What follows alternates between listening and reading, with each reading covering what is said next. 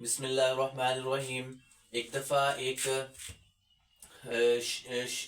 گدھے کو شیر کھانے کے لیے آتے ہیں، تو وہ نا اس کو کہتے ہیں کہ ہم تمہارے دوست بن جاتے ہیں اور تمہیں نہیں کھاتے، اور وہ اس گدھے کو لے کے چلے جاتے ہیں اپنے ساتھ، اور وہ کہتے ہیں کہ اب تم ہمارے دوست بن گئے ہو تو تم جا کے نا آزاد زندگی گزارو۔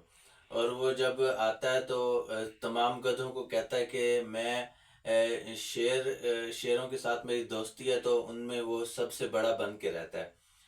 تو کچھ دن بعد شیر دوبارہ اس کو کھانے کے لیے آتے ہیں گدھے کو، تو وہ کہتا ہے کہ میں گدھوں کا سردار ہوں، تو ایک گدھا جو ہے اس میں سے پکڑ کے ان کو کھانے کے لیے دے دیتا ہے شیروں کو۔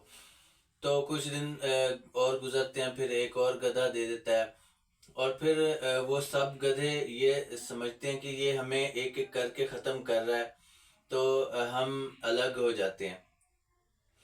تو پھر کچھ دنوں کے بعد شیر دوبارہ آتے ہیں، تو وہ گدھا کہتا ہے کہ اب میں اکیلا رہ گیا ہوں، تو پھر وہ اس گدھے کو نا وہ کھا لیتے ہیں شیر۔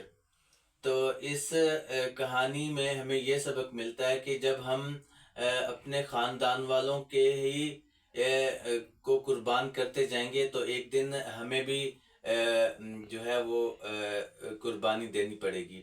اس کہانی سے ہمیں یہ سبق ملتا ہے کہ اپنے خاندان والوں کا ہمیشہ مل جل کے اور ان کا ساتھ دینا چاہیے۔ بہت شکریہ، السلام علیکم۔